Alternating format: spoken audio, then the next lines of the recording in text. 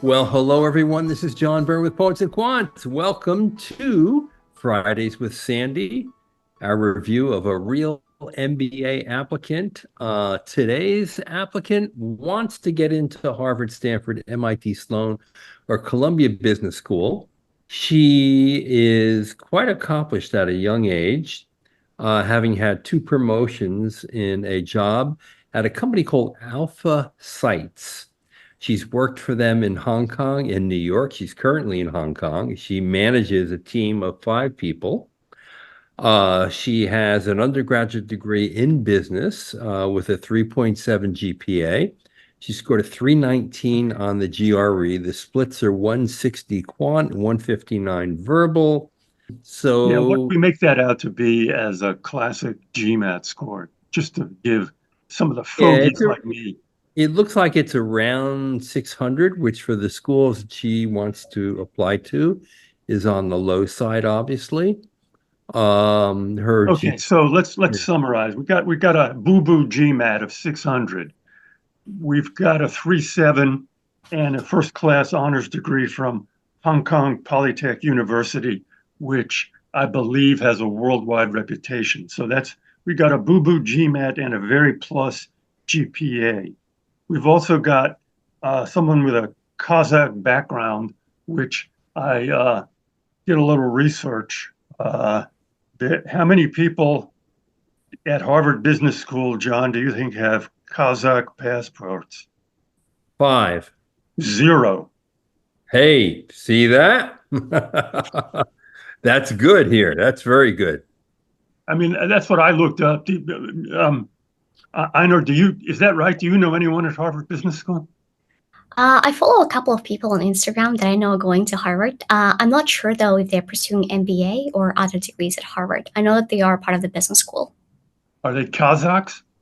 Yeah, they're from Kazakhstan, but they're only a couple. Yeah, I'm not sure if those are MBA programs. Okay. So I think that your rarity at a business school would be a plus.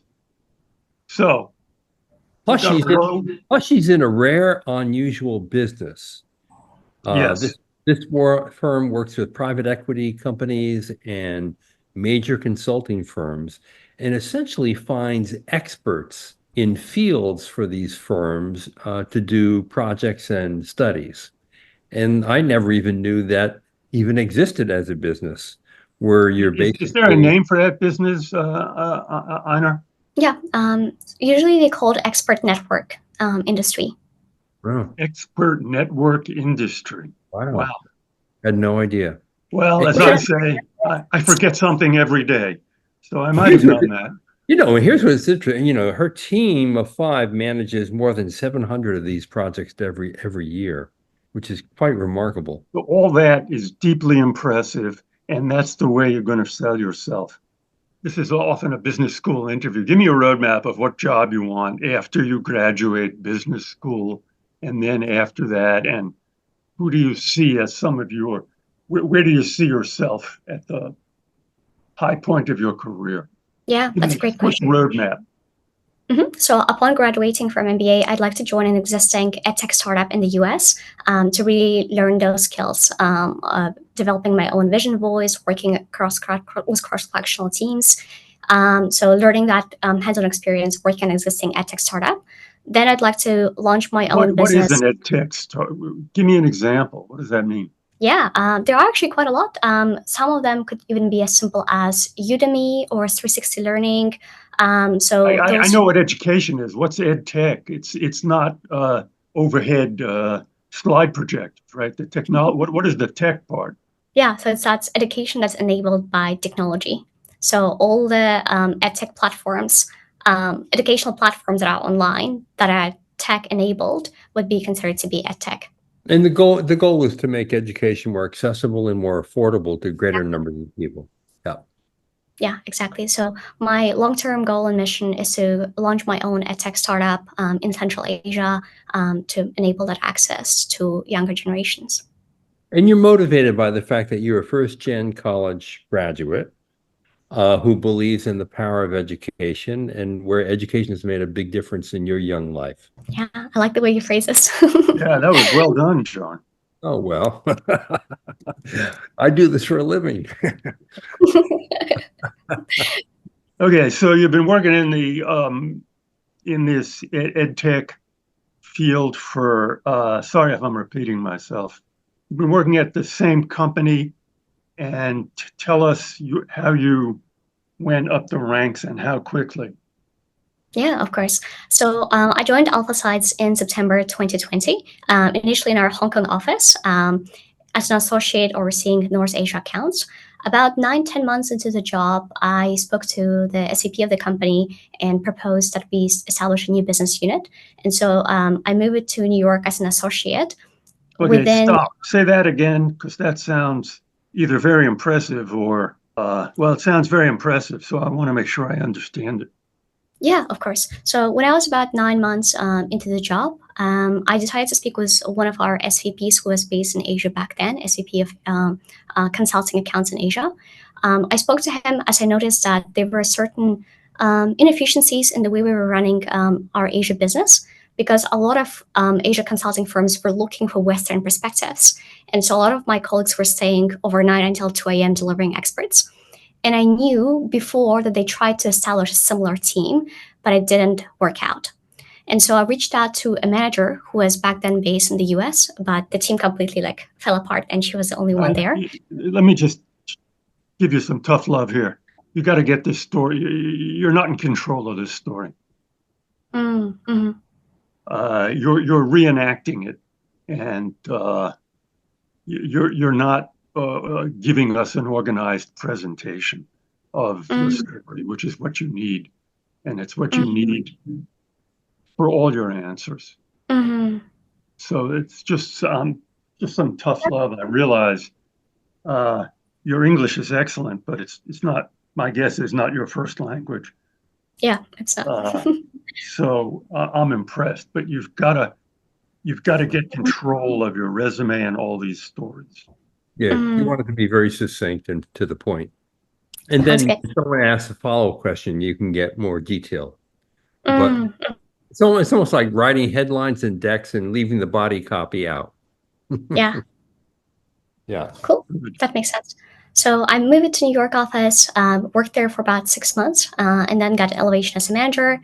Worked there for another year or so, and then moved back to Hong Kong upon the request from VPs in Asia, who asked me to take over one of the largest accounts that we run in Asia and oversee 8 regions here. So it's been about a year since I'm All of back. that is really impressive. And can you get these people to support you? Who are you going to use as your recommendation writers? Yeah, they've already submitted their recommendations. So one is my current VP, who selected me to come back to Hong Kong and manage this team. And my second recommender is my previous manager, who used to be with me in New York office. Okay, here's another tough question. Why are you going to business school at all? It sounds like your goal is to go back to this company to do something that you're already doing, except 2 years and $1 million later. Great Well, they question. don't do ed tech. They don't do ed tech, and that's what she's interested in. Exactly. AlphaSight is doing a great job at enabling knowledge sharing between businesses. And I dream about enabling that knowledge sharing between individuals and giving access to individuals that access to education. And so AlphaSight is not necessarily serving that mission. And although I know that if I was to continue here, that I could get great results as a VP, but I know that's not something that I'm really inspired by or passionate about. And Okay, so good. Let's go back to the question of you graduate from business school. What's your first job? What's your next job? And who are some role models for you? great. So my first job would likely be internship at a tech firm, cross-functional, so I could get that exposure working with them on the ground. My second goal would then be launching my own Could you company. name one? 360 Learning. Okay, you should be able to really immerse yourself in the environment you want to work in and company names. Yeah. So if somebody says and this is advice to you and everybody else, somebody says, what do you want to do after business school? You go, I'm interested in this field, and companies I'm interested in are A, B, and C. I know people from your business school who attend Company B, and I've spoken to them. Okay, this is just the great answer. But any any answer with many of those elements is very impressive, and it's something you should have under your belt or at hand. Yeah, that would show that you've done your due diligence and that you have a clear direction and a name, so they won't worry about you and placing you in a job. Yeah, they'll also say this person is going to be employed, Yeah. and she knows what she wants to do, and so she's low risk, and having someone from with a Kazakh passport, etc., all that redounds to us. We like that. It shows how global and diverse we are. Good. So, what's your next job? Yep, and then I'd like to launch my own edtech startup. I don't yet have exact clarity on what part of edtech or what kind of a solution that would be. So I'm hoping to explore that. This is really important for you and everybody else. Can you point to a role model? You go from a next job, it could be in this part of edtech or that part. Role models for me are A and B. A has done 1, 2, and 3. Person B has done A, B, and C. Do you get it? Yeah, I get that. There are two people, maybe even three from my personal experience. The first person who comes to my mind is actually Oprah Winfrey. I know she transformed the media industry, but she's also a really powerful advocate for education and women empowerment. Second person comes to mind is actually Steve Jobs. John, what do you think about Oprah Winfrey as a role model? She's a wonderful role model on a mega macro job. They're looking for people like at the industry level. Yeah, it could be the Khan Academy founder. Yeah, I was thinking about him. You know what I mean? That would be a good role model for you, or someone else, or the 360 person founder. You know, and what they've accomplished so far in democratizing education, something like that, right? Great, John. Einar, you gotta immerse yourself in this. You'll write a better application and you'll do a better interview. Well, a few other things about you that I think are powerful. You were president of the Entrepreneurship Society at Hong Kong Polytechnic, and you grew the society by 250 to 500 members.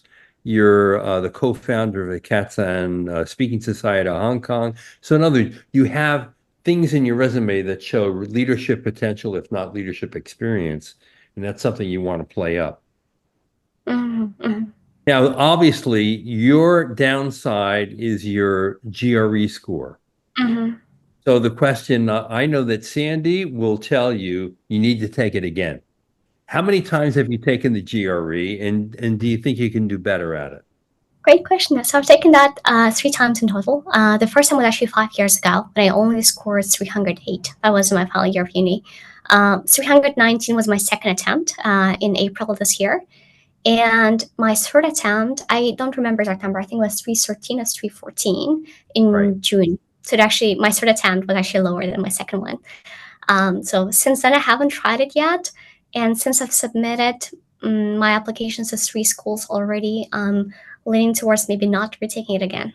Yeah. So, Sandy, what do you think? Do you think she should take it again? And I'm looking at. I don't know. It sounds like that's her score. Unless she could get into some fantastic tutoring program where someone can sit down with you, go through the tests, identify areas you need work. Okay, that person is rare to find as a tutor. It could be very expensive, and it's time consuming. John? Well, the other point I'm going to make is I'm looking at the resume and I'm saying, boy, you've been a busy young woman. Your job is very demanding. It requires a lot of attention. I can't imagine that you were able to spend a lot of time prepping for the GRE. So I'm wondering if you just took it on the fly and maybe if you in fact devoted some more time to prepping, you could significantly increase your score. Sure, if you can do it, that's tough love. Sometimes you get lucky, sometimes the score just goes up. Mm, Yeah, you don't look eager to follow this advice, but that's okay. And I don't blame you. I hate these tests as well. Believe me, I hate them more than anybody. Um, and incidentally, the fact that you have a GRE is a little better than a GMAT because I think schools are a bit more forgiving on the GRE than they would be on the GMAT. mhm, But what all this means is you really have to leverage the success that you've had in the company that you mhm, work for, and you mhm. really have to leverage, those leadership experiences that you've had outside of your work. Don't you think, Sandy? Yes, a lot of your power and a lot of your attractiveness as an applicant is sort of not on. It, it it's not in black and white on Mm, your resume, and you've mhm. got to make it in the application. And your recommendations are critical. Do you have recommenders who know how to do this, have written recommendations to business schools, et cetera, et cetera? Yeah, so my current supervisor, my current job, has written a recommendation previously, and he got into MIT's MBA last year. And the other friend of mine, whose recommendation also was written by her, got into NYU. Those were different Okay, programs. you've But yeah, no, they have that's that okay. experience. You've got to work with those. Those are people who can write recommendations for you. Am I hearing this right? Yeah, Yeah, okay. yeah, So exactly. She's you been just there got to for work one. with them and prepare them and tell them what you're saying, and they've got to say, this is an extraordinary person, and Mm, mm, she knows what she's doing, and I think this person is going to have a great impact on ed tech in certain geographies. mm, I think mhm, this person would be a great member of your class because they know how to do it. mm, You just mhm, gotta just gotta make it easy for them and charm them. That this is what business people do. So charming mhm, these recommenders is almost like trying to create a business deal. Okay. And you've got to work your story. I think you have a very powerful narrative here as a first gen college graduate who left her home country and her family on your own. You go to Hong Kong, you get educated, then you're in Hong Kong, then you're in New York, you go back to Hong Kong. All this you're doing on your own 2 feet as an independent, young, smart, ambitious woman. You need to play that song in your writing, in your essays. You really mhm. okay. Odds at Harvard and Stanford. Sandy, what do you think the odds are? Uh, I don't think it's happening. Uh, there's too much to blink at for those places. Uh, they've got people who are as exciting. No offense. You're very impressive. There's you're in a cohort of impressive people, a lot of whom Mhm, have better GMATs and GREs. So mhm, I think your chances. I could be wrong. I think your chances at Harvard and Stanford are. I think your chances of getting interviewed at Harvard are, you know, 10 or 15%. What about Columbia and MIT? MIT is, maybe I'm being out of date here. MIT is less charmed by this kind of stuff, and Columbia is very charmed by it. Columbia would really like you. They'd say, "This is an applicant. She's urban. She's global. Uh, we'll swallow a little bit the low GRE scores, uh, and let's certainly give her an interview. And if you can then, during that interview, convince them that you know everything about Colombia and you really want to go there, you've got a mhm, chance of getting in. I will give you some advice here. I think that you should apply to a few more schools mhm, that might be more naturally within the range of your score. And I would include UVA Darden, Absolutely. which is a spectacular school, and you would do well there in ed tech. I would include Berkeley because Berkeley would be probably Brilliant. much more accepting than Stanford and be a great place for ed tech. And I might even Berkeley is a great choice. It's also $1 million cheaper after the smoke clears. Yeah, and then I would think about UCLA because UCLA, they have their own tech thing going on there. It's a great school. It's too often overlooked by candidates, and you would love it there. Absolutely love it. Okay, UCLA, For you, the brand is not as important as it right? is for anyone else. You're making your own way. You've got your own connections, and you've got your jobs lined up. So to some extent, going to business school for you is just a certification process. Yeah. So UCLA, Berkeley, UVA, Darden. I would even throw Michigan in there. Those are schools that are more within your reach, and we want you to get a good result. We don't want you to apply to schools and get rejected by everybody, okay? And we know that you're a great candidate. If you And want a Hail Mary, do HBS. That's your sure, best chance at a miracle. I think you do HBS in part because you applied to the 2+2 program, so they know that you had a very early interest and you're keen on them, and that could give you just a slight edge, and it's worth trying. So hey, I good think you luck should to apply you. to HBS because they take a lot. They have a huge class. They're willing to take risks. You're their kind of global candidate, and they've been known to take chances. Yes, because they Mhm. have a larger class, 930 people. But The other thing about Harvard is that they're well behind on gender parity to Wharton, and they're concerned about it. It might give you another slight edge, incidentally. that's a good point there. Yeah. Have you ever attended a class at HBS? No, I haven't had a chance to get that. So I've visited the campus, but never attended a class. Okay. Have you seen they've got a video of a class. Have you seen that? It's worth looking. Yeah. Just on the Phone up on when you apply to HBS and become a case method uh, mm, expert, you just go, I've seen your video. Have you had any case method classes yourself? No, not yeah, a I don't. Yeah, polytechnic, no way. yeah. Yeah. But basically, Good point. you work the case method every day at work, you Sort of. know? For sure. Yeah. I mean, on a different level, but obviously I think that that's part of what you do. So, well, listen, good luck to you. We're rooting Mhm. for you. Let us know how it all turns out, okay? And do expand your target schools to include some other Berkeley and UVA are brilliant choices. great schools for you. You'd You love got to it do that. there. They would love you, and you would accomplish all the goals that you want with those schools for sure. Okay. Great. All right. Thank you so much for your time. Yeah. And Sandy, thank you once again. You've been Yeah. watching Fridays with Sandy. I hope you enjoy. Good work for you on this one, John. You were the leading oar, as they say. Thank you. Well. Okay. Well, thank you so much. And for all of you out there, thanks for watching.